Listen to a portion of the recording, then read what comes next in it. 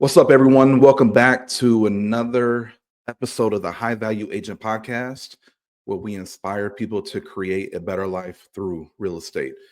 And I want to share a tool that's going to help you not only really make an impact in the people's lives that you are helping on a daily basis buy and sell real estate. Further, it's going to help you improve your relationships, whether it's with your spouse or your mother, your father, your siblings, your children. And I genuinely believe the number one problem that we have on our planet is the lack of effective communication. So, a lot of the things that I think about and touch on and discuss and learn about is how to communicate more effectively, how to articulate thoughts at a very high level, how to share a message that allows people to internalize what the message is and be able to grow from it. But even a step further, the number one tool, how to influence people and have empathy. Empathy. That's the key. And that's what I want to touch on today, is because being an effective communicator, a big part of that is being able to have tactical empathy for the people or persons that you are communicating with. Okay. Now, there's empathy and then there's sympathy. I'm talking about empathy, the ability to understand what somebody's going through, the ability to just have understanding. And with having empathy means keeping your emotions in between the lines. Sympathy is more of what you could say, maybe feeling sorry for. Um, and the reality is, cool, you should have sympathy, right? But as a leader, as someone who is a coach, a trainer, someone who's a real estate agent, we have to be very good at being able to influence people to make the right decisions that's going to benefit them, that's going to really make an impact in their life, not only in their life, but their families' lives. So I want to unpack this. We're not going to spend too much time on this today because I want to keep this one short. Excuse me, but we're going to get right into it. So the number one tool for influence, empathy. Empathy equals influence. Empathy equals influence. Now, I know as a real estate agent, or maybe you're a loan officer and you're watching this, or I don't know, maybe you're not in real estate yet, or you're not in the space, but you just want to learn more about how to communicate more effectively and show more empathy. There are going to be plenty of times where um, you're going to react, or there's going to be an opportunity for you to react to something versus actually responding to something, because there's a difference between the two. Okay. And what I mean by that is when you react to something, then you're really, you know, coming at something based on emotions, based on not really thinking it through or letting your own emotions be able to run its course. When you respond, you're probably more in the logical space, right? And typically you're going to make a better decision in that approach. And let me use an example. Let's say you're a real estate agent and you are negotiating a deal for your client. The other agent isn't being as cooperative. And with that being said, maybe you're going back and forth and you're trying to get a deal done, but it's very difficult because the other agent isn't really showing that they want to get a deal done. That they are, as a matter of fact, they are probably responding or reacting to you with their emotions. And so it maybe pisses you off a little bit. Now, in those situations, we can react back and go down this rabbit hole of not moving the needle forward in the deal, or we can have tactical empathy in that moment, understanding like, okay, I want to step out of this situation and be a third party observer and see that maybe this agent is going through something personal in their life. Maybe this agent just lacks perspective and they need to be coached. And it's up to me to step up and be a leader in this transaction for both parties, right? So this person just needs some more support, some more coaching. Maybe they need to develop more skills to be able to overall be a better communicator and negotiator themselves, right? When you are able to have tactical empathy in that moment and have your emotional maturity at a level that allows you to respond versus react, you're more likely to get something accomplished that is going to be a benefit for everyone. Okay. So tactical empathy. Now, here's what I want you to do. If you are ever in those type of situations, whether it's and let's just focus on real estate, right? A real estate transaction. Let's say you had so far, you're halfway throughout the transaction, that other agent has been difficult to work with, right? Cool. There's going to be more times you need to communicate with that other agent. Okay. What do you do to prepare yourself mentally to have empathy for that agent and for the other party, right? Because again, the better you are at this, the overall better results you'll get, and just you'll have more overall fulfillment and joy in what you do, because you would be able to control what you can control more, which is your own emotions, which is your own approach. And that's ultimately success, is improving in that aspect as a human being, growing as a human being within the business. Before you call that other agent and you're going to discuss whatever you're going to discuss, here's a few things I want you to do. And this is going to help you get into the mindset of empathy for that person. And this would even work for your client too, because I know there's been plenty of clients that we work with that, they need you to be that rock, right? They really require for you to be the leader, the coach in that relationship, the advisor. Because so many times agents want to be the friend, and agents want to, and again, that's not what we're getting hired for. We're getting hired to advise and guide them through this process that will ultimately help them make the right decisions, right? So before you make that call and you have that conversation, here's some questions I want you to ask yourself to get you in the right mental frame. Question number one: what do I like about this person? What do I like about this person? Number two: what do I appreciate about them? What do I appreciate about them? Number three: how are we similar? How are we similar? And number four: what is their problem and how can I solve it? What is their problem and how can I solve it? Asking these questions will help you develop empathy for the other agent, for the client, for the other party. It helps you come from more of a place of positive thinking and gratitude, and the I'm here to serve or take care or help guide, if that makes sense. So the number one tool for influence is empathy, and then understanding, here's the approach, those four questions. That is the approach you should take before you engage in that conversation. Okay, just to make sure that you are moving the needle forward. Okay. One other thing I want to talk about on this episode is understanding people in general.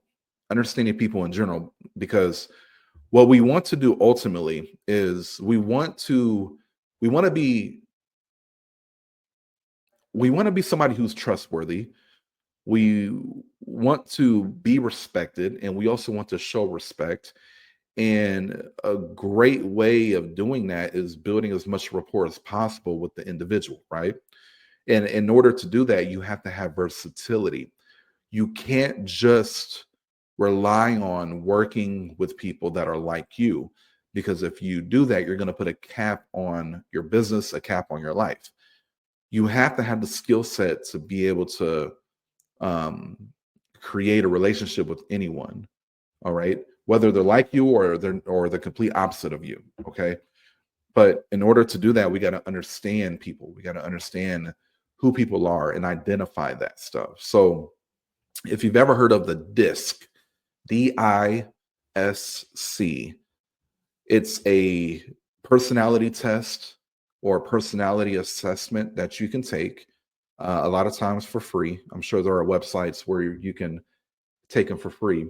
and it's going to give you a breakdown on what your personality is.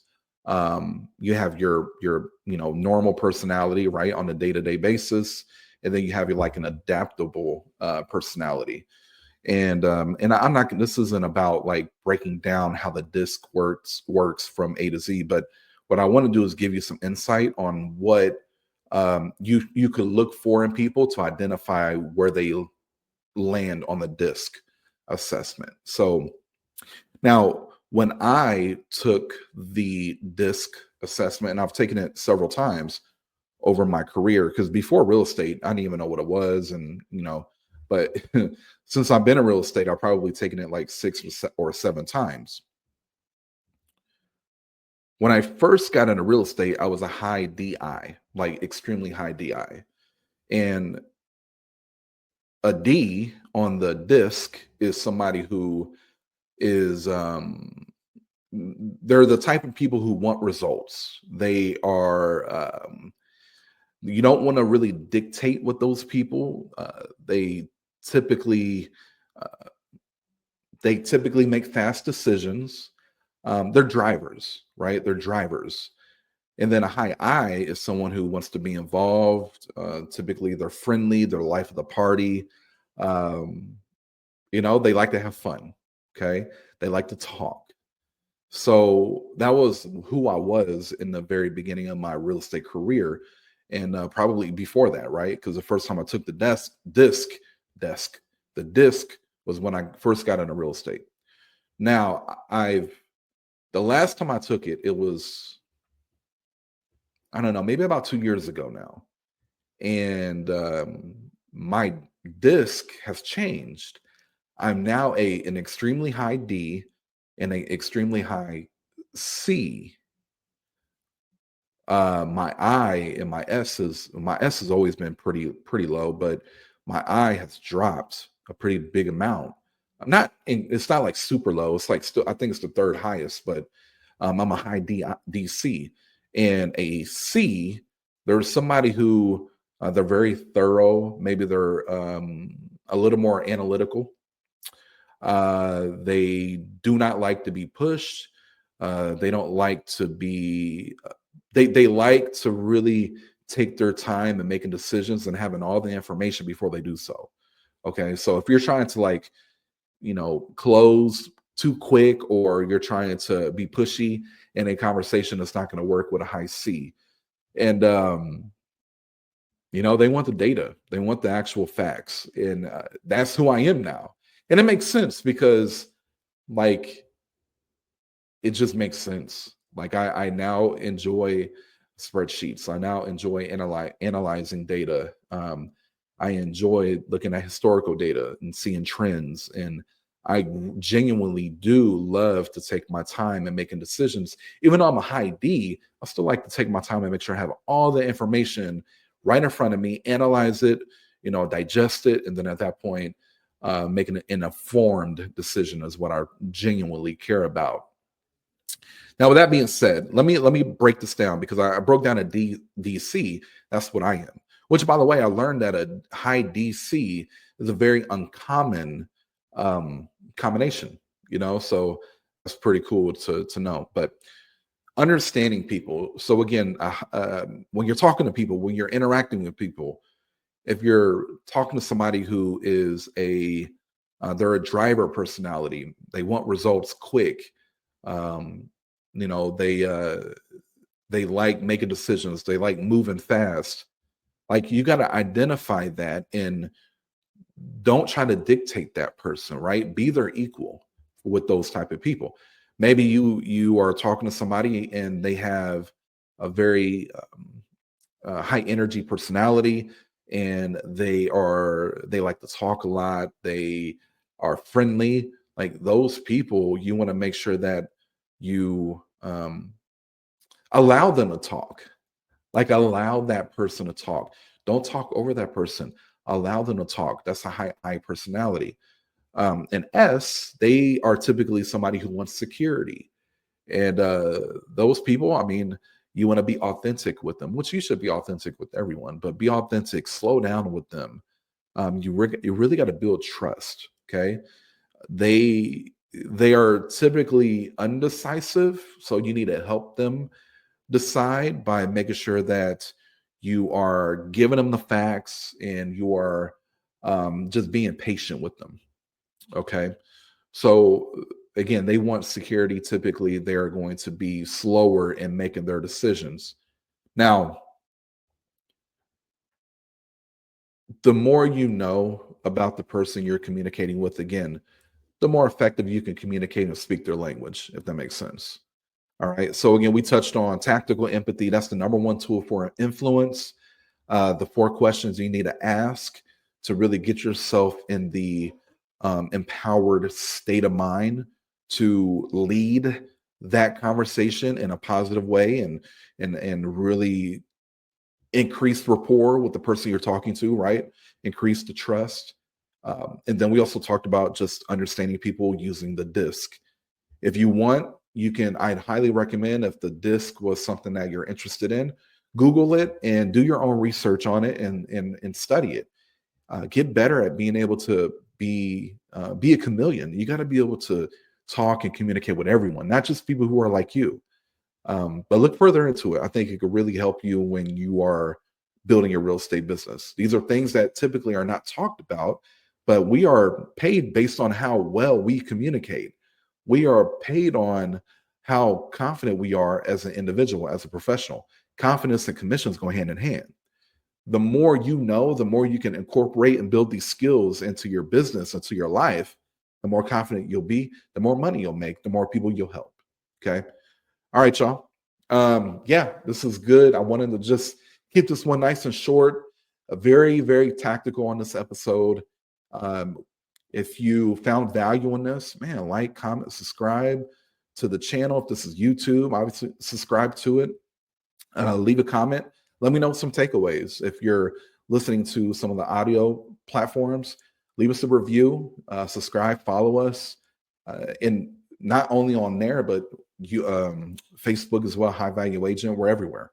So we're committed to inspiring and creating change, right, and really giving back to this industry because there's a lot of people that right now are they need more. They need to do more, number one, but also they just need to learn more or they need to be reminded more and they need to implement and take action more. And that's what I'm here for. So, all right, y'all, be strong. Again, this is one you want to listen back to and really take advantage of and incorporate. Okay. I'll see you on the next one. Peace.